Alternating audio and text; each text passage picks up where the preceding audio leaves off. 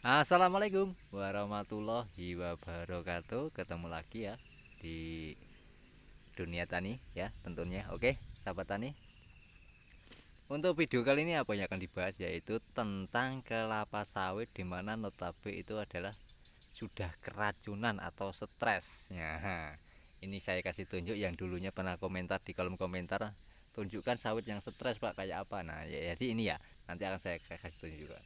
Oke, kita langsung saja ke sana, kita kasih tunjuk dan apa penyebab sawit ini bisa keracunan atau stres. Jadi bukan keracunan pupuk, bukan. Pupuk itu enggak meracuni, melainkan apa berlebihan pupuk akan menimbulkan keracunan itu tidak.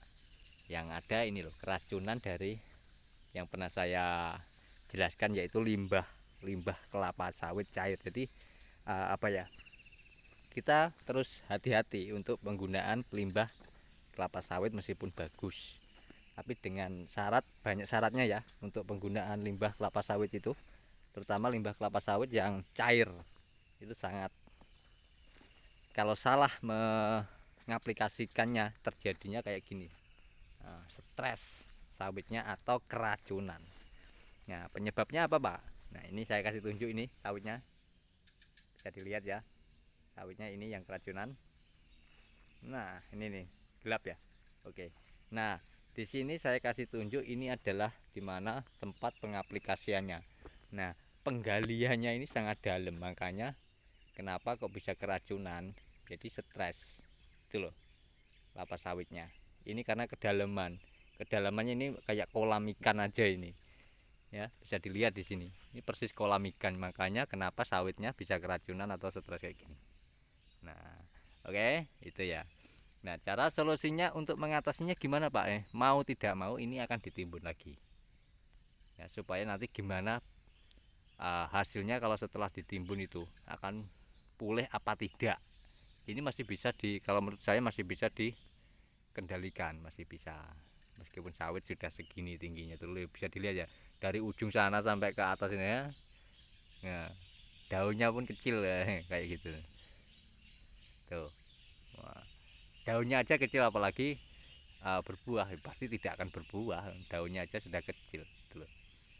Itu disebabkan karena keracunan dari limbah cairnya, penggaliannya dan medianya, tanahnya itu tidak sesuai dengan ini. Yang harusnya di limbah cair itu kan pakai ini ya, lah syaratnya itu tanahnya tanah mineral, yang kedua, yang pertama, dan yang kedua itu penggaliannya itu tidak lebih dari 40 cm dari permukaan ini pasar pikulnya atau pasar langsir buahnya tuh.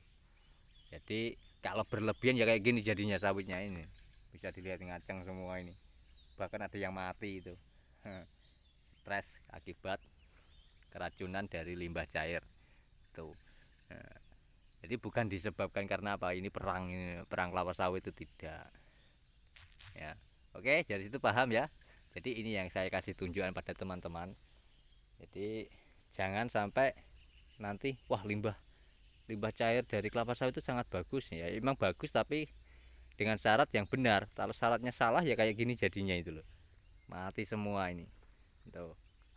Nah, ini sudah banyak ini, dari sana sampai ke sini kurang lebih ada 3 hektar ini keracunan itu. Oke, bisa dilihat ya. Nah, di sini juga saya kasih tunjuk pada kalian. Oh, dalamnya segini, ini kira-kira dalamnya ada 2 meter ini. Nah, kira-kira ada 2 meter, belum ke bawahnya ini kan masih ada airnya ini. Itulah kenapa kelapa sawit itu memang membutuhkan air, tapi tidak suka dengan air yang berlebihan atau air yang tidak mengalir, itu tidak suka tuh. Oke, dari situ paham ya. Nah, sedangkan yang notabe kelapa sawit yang tidak apa, yang benar untuk pengaplikasiannya limbah cairnya itu bisa dilihat di sini. Nah, hijau, sangat hijau sekali, bahkan daunnya tebal tuh. Itu pengaplikasiannya yang benar, tanahnya di sana mineral dan yang di sini itu berpasir teman-teman. Oke, nah, jadi itu ya, ini ada, mumpung ada buktinya sawit yang stres atau sawit yang keracunan. Jadi kalau pupuk itu tidak keracunan, melainkan apa? Gini loh, akarnya itu terlalu panas untuk menerima pupuk yang berlebihan, makanya dia layu kadang ya, layu. Nah, itu bukan keracunan, melainkan kelebihan pupuk.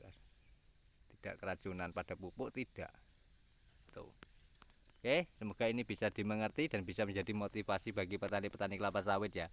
Nah, terutama yang menggunakan atau apa ya, menggunakan limbah cair dari kelapa sawit, dari pabrik kelapa sawit itu. Tuh, bisa kayak gini. Agar antisipasi tidak terjadi kayak gini, gimana? Pilihlah lahannya yang mineral. Jangan sampai tanah berpasir dikasih aplikasi untuk limbah cairnya, itu jangan. Nah, tuh, oke, sudah paham dari sini? Ya, bila ada pertanyaan ya boleh komentar di kolom komentar, nanti sebisa saya jawab ya. Ini. Nah, kira-kira berapa lama Pak untuk memperbaiki sawit yang kayak gini? Nah, ini yang belum bisa tentukan, itu belum bisa. Karena apa? Ini terlalu parah untuk kelapa sawit ini.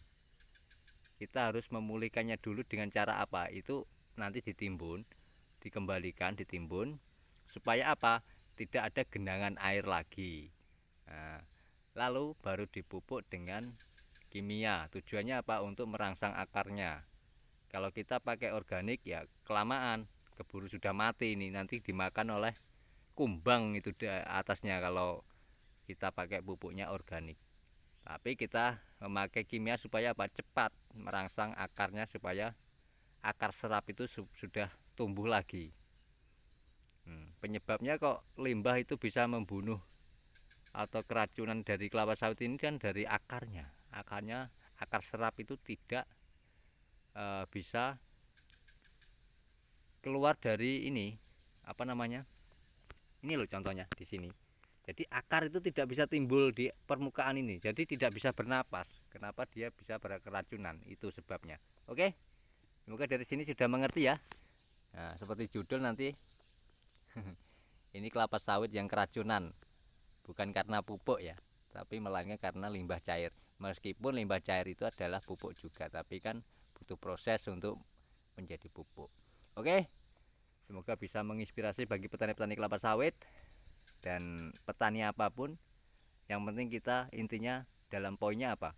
Tidak boleh berlebihan untuk pemakaian. Bukannya tidak boleh saja, tapi ya efeknya ya kayak gini. Apapun kalau berlebihan, hal yang baik pun kalau berlebihan menjadi tidak baik. Oke? Nah, jadi saya akhiri ya video dari sini. Semoga bisa memotivasi bagi petani-petani kelapa sawit. Dari saya ya salam petani kelapa sawit se-Indonesia maupun se-Malaysia ya. Oke. Nah, bila ada salah kata ya mohon maaf sebesar-besarnya. Saya akhiri, sampai ketemu di video saya selanjutnya tentang kelapa sawit lagi. Oke. Wassalamualaikum warahmatullahi wabarakatuh. Salam tandan berduri.